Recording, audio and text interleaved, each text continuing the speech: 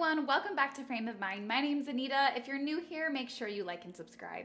So this week we're talking about something that I think is really important, body neutrality and intuitive eating. I had the pleasure of talking to Julia Datt, who is an Indian-Australian actress and model based in Vancouver, Canada. Back in 2010, Julia booked herself a one-way ticket to Mumbai, India, where she didn't know anyone or the language. As she discovered her path in the modeling industry, Julia was constantly dealing with body dysmorphia and being judged for the way her body looked. In 2014, Julia created her food blog brand, This Model Eats a Lot. She wanted to create a place where she could enjoy food and the culinary experience and eat without repercussions. Julia wanted a place that women could feel beautiful, that went beyond just the physical form. Julia and I discussed intuitive eating, what body neutrality means to her, and how she created This Model Eats a Lot. If you're interested in learning more about her and the brand, keep watching. Well, first of all, thank you so much for taking time on a Sunday to talk to me, taking time out of your weekend. I appreciate that. Thanks for having me. So tell me just a little bit about like your journey to starting your brand, This Model Eats a Lot, and kind of how you even got there in the first place. Yeah, definitely. So my brand is a body neutral brand. And that came about because of just the way that women's place was in society. So popular culture and advertising and media has you believing that youth and beauty and sexual attractiveness is your strength. So it becomes a commodity. And this is reflected directly in social media follower numbers, monetarily, in securing a rich husband. And there's really this undercurrent of fear instilled in women from an early age that they will expire because we're a product of, societal consumption, that we exist for the male gaze. It's really quite deep rooted, actually. And they call it pretty privilege, but, if you're beautiful and that you have to, be the best looking version of yourself. But pretty privilege is not really power if you really drill down to it, because it is so fleeting. It encourages women to self-commodify, and it also casts blame on women who do so. If they do buy into, oh, let me look as good as I can in order to be successful. Modeling in Mumbai, the entertainment industry, it requires you to be as thin as possible, particularly runway, as white as possible, so as fair-skinned, as young as possible. So you've got all of these kind of external stresses coming at you, and you go in thinking, I'm not good enough. I've only got X amount of time to achieve this much. And yeah, you remember how it was. No, yeah. And I think especially, I think things have changed recently, but I think especially like if you're thinking even 5-10 years ago, like maybe when we first started getting into this in our early 20s, like in India especially, there was so much put on, and I didn't really do runway modeling, but I know just from what I've seen, like you have to, like, if you're not tall enough, if you're not skinny enough, and like, you're old by the time, like 25, you're already pushing it, when 30, your career's over, forget about it. And it's just like, you have to be like, obsession with size 0. And it's just like, that is so much pressure for somebody, especially when like you're, auditioning every single day, when you're going in front of these casting directors or show directors. They're literally judging you on how you look. Like literally, they're not asking you to tell them something about yourself and judging your personality or how smart you are. They're literally judging you on physical appearance. And you get called out. You get called out in front of everybody, and it becomes a game for them, the fashion industry in Mumbai at least, to, see who you can put down and see how toxic you can be, if you can make a girl cry. And this all was not spoken about. It was very hush-hush, because if you drew attention to it, then you were seen as problematic and you wouldn't get work. And for me, it became really important for me to live in authenticity, to tell my truth. And that's how I built my brand, This Model Eats a Lot, which is a direct result of the toxicity experienced as a model in India.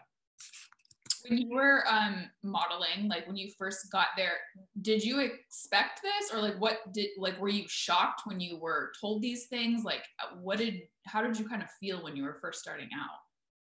Yeah, well, I had always worked in industries that were a little bit catty. Before this, I was a beauty editor and I was, doing different things. I went to a girls' school, so I was very much accustomed to that kind of environment. So 70% of the work I ended up doing in Mumbai was runway. And the good thing is, from an ageist perspective, it's probably the most forgiving because you do have these like senior models who are pushing 40 and they're still able to work. Yeah.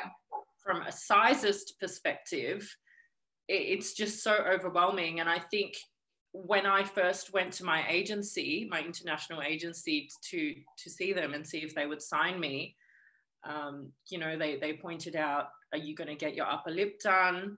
And I thought she meant threading. I was so naive because I was so unaware of the imperfections to my body. And you're like your lips. Like, are you going to get your lips plumper? And so many people have said that to me. It's crazy, and I'm so glad that I have stuck to my guns and not done anything. But it's like you're a Barbie doll that's placed in front of them, and they go, "Okay, fix this, fix this, fix this, fix this," and it's horrifying. But can you just explain to me, kind of in your words, what body neutrality is and what it represents to you? Yeah, sure. So body neutrality is the idea that you do not exist in this world to be pretty. And it is about your existence not being dependent on how desirable you are perceived to be by the public. So that extends to not wearing makeup. It extends to focusing on the other aspects of your personality. It extends to actually showing your personality rather than being a beautiful, silent woman who doesn't have opinions and doesn't have anything to say. And what was the second part of the question? Just what does it represent to you? Like, what does body neutrality mean to you in your everyday life? So for me, body neutrality in my everyday life is freedom. It's freedom from what other people think of you. It's freedom from being unkind to yourself. It's freedom to exist in this world without having any kind of pressure or expectation put on you that you're only worthy if you look a certain way. I think that's such a powerful feeling, right? To truly feel free from that. Tell me exactly a little bit more about This Model Eats a Lot and what you were hoping to achieve by creating the brand. Sure. So I'll just circle back to my experience a little bit in India and how that brought about the creation of This Model Eats a Lot. I found that when I was modeling, you are a product, not a person. So people are always commenting on your looks. It's the first thing they do when they see you. So it's like, hi, Julia, you look good today. Hi, Julia, you don't look good today. Have you put on weight? Have you lost weight? Are you sleeping? Are you eating? Like, and it's just, it becomes exhausting because you do just want to connect with people and, talk about something else that's not, related to the way that you look. And I really tapped into this idea that you are more than your body, you are more than your looks. You have so many other beautiful qualities to offer. You have sass, you have, determination and things like that. Kindness, stubbornness is very good as well. Yeah. So that's how This Model Eats a Lot came about, because it's half a body neutral brand and it's half an intuitive eating brand. So intuitive eating is when you don't restrict yourself, you don't calorie count, you don't weigh yourself essentially, and you just eat very mindfully and you listen to your body about what it wants. And I really wanted to normalize the act of eating around models and try and bring that issue a bit more to light, that it's not a bad thing to have a meal, to eat carbs, to enjoy whole foods. Yeah, I think that is something that everyone struggles with, because if, you know, they just think either don't eat carbs or don't eat at all if I want to lose weight. And what I liked with this model Eats a Lot is you're literally going out and exploring food, and like, you know, your love for cuisines and restaurants and people that build a career around food, you're exploring that and you're eating it, but like you're doing so in a mindful way, right? You're not just sitting down and like hogging 7 pieces of cake. Like you're doing it with some intent. And when you first started, did you always have those things in mind, or were you first trying to showcase food and the culinary experience, or it was like, where did that kind of meet? Initially, this model Eats a Lot started in the Mumbai scene where I was, and it was about exploring all of the best restaurants that Mumbai had to offer, because I was a little bit jaded when it came to the culinary scene in India, as you may have been as well. Yeah. So once I had done all the restaurants in Mumbai, there was really no more progression. So I moved back to Australia, did a few restaurants there of reviewing and filming, and I started the YouTube series as well. And when I moved over to London, I found that, okay, I want to make this into a fine dining venture, because that's what people are wanting to look at. And thankfully, I was able to do that, and just really explore, travel, take solo food filming trips, meet Michelin star chefs, and find out their process and rationale behind their dishes. So it really has expanded and grown in ways that I never really thought that it would. So yeah, and I can't remember when you first started this model Eats a Lot back in India. Was it just a blog, or did you start the YouTube series right away? So initially it was just a blog. It was just written reviews, and I didn't start the YouTube series till another 2 years later. Okay. Yeah. Okay. And then when you were writing it, were you kind of in the reviews, were you just reviewing the restaurants, or were you sort of giving your perspective of like just the body dysmorphia that you experienced in Mumbai? Like, did you start sort of talking about that already with the brand, or did that come later? So I definitely mentioned it with the brand, because that was the whole reason for starting it. And but I chose not to focus on it, because, you know, you have some brands that really that's their identity, you know, the eating disorder recovery and things like that. And I thankfully I never had an eating disorder, but I did have body dysmorphia. So I always wanted to address it, but just not make that the undercurrent of everything. And I wanted to really embrace the joy that comes with fine dining and beautiful dishes and discovery and things like that, rather than living in the pain and making that my identity. Yeah. No, for sure. And tell me a little bit more about, just for maybe for people that don't quite understand, what is body dysmorphia, and how has it affected you, or how do you see it affect other people in the industry, or even just other girls and women? Yeah.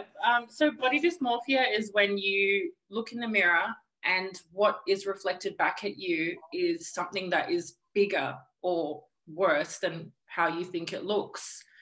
And it's, you know, it's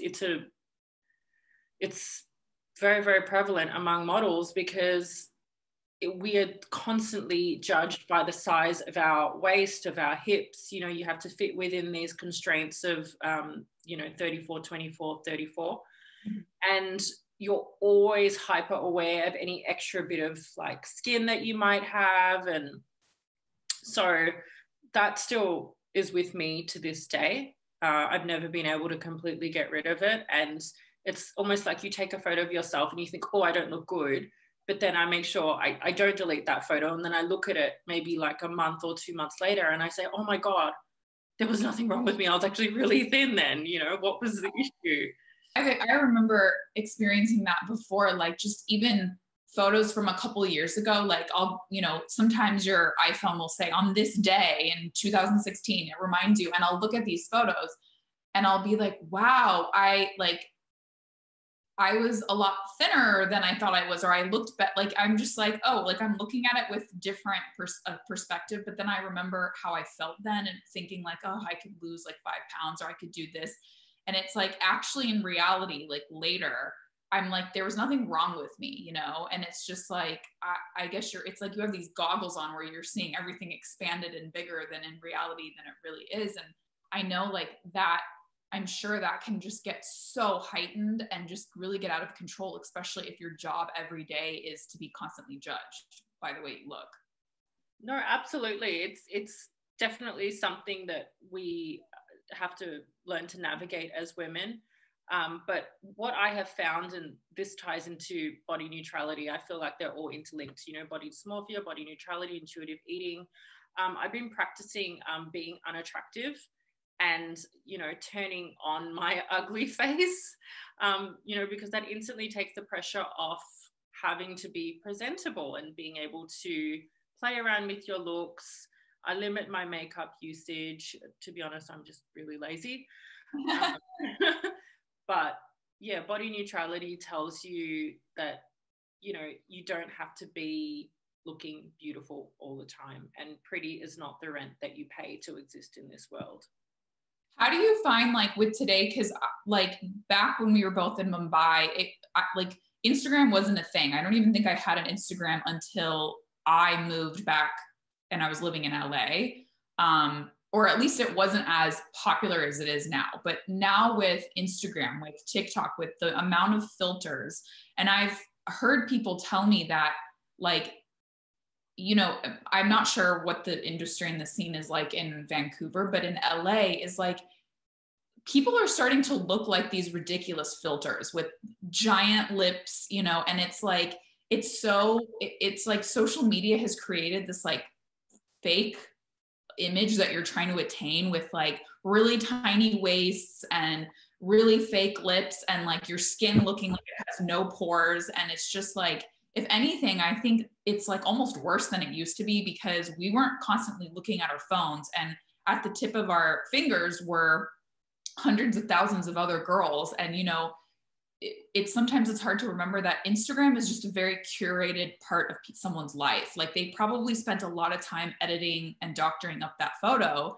And, you know, it's how do you find that it's difficult now? Like when you yourself are being a part of like sort of the digital space or even talking to people, like, do you find that it's difficult to kind of get your message across now with this new digital age? I find it more difficult to get the message of body neutrality across and body positivity, because initially I thought it would be a body positive brand, but because I am a certain size and below, a lot of people don't take you seriously because they think you need to be, you know, looking a certain way or a certain weight, and they immediately perceive you not to have body image issues, when in truth, every single person has body image issues. And the people that are the most ripped are the ones that are the most stressed about their body because they don't want to lose it, if that makes sense. Yes, 100%. So that it's not really something that you can elicit support or sympathy from.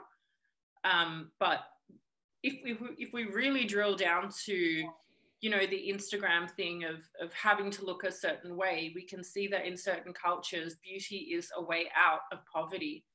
So, you know, there are so many layers to this. It's, how do you argue with that? You know, someone trying to get out of the tiny village that they grew up in. Yeah, no, it is hard. And I think like what you said early about pretty privilege, like, I don't think people understand that that's a thing. Like I've even thought about it, and sometimes it's a hard pill to swallow. Like it really is for women, because that doesn't mean you're not smart. That doesn't mean you're not kind or you don't have a personality, but like, there are just things that have been easier in my life personally, Yeah, because I'm pretty. And I'm sure with you, like maybe if it even something as simple as the person at the DMV is nicer to you because you're pretty, or, you know, like someone at a grocery store is just, you know, they might look at you differently. Like it is a real thing. And I don't think that it's talked about. And I don't think that women maybe, I don't know if people are aware of it. And I think it is sometimes hard to accept that sometimes you are getting stuff in life and life is easier because you're attractive. Yeah, for sure. And I can say that there is also another side to that. And for me personally, I have shied away from pretty privilege because it makes me so stressed out that someone is nice to me because of my looks.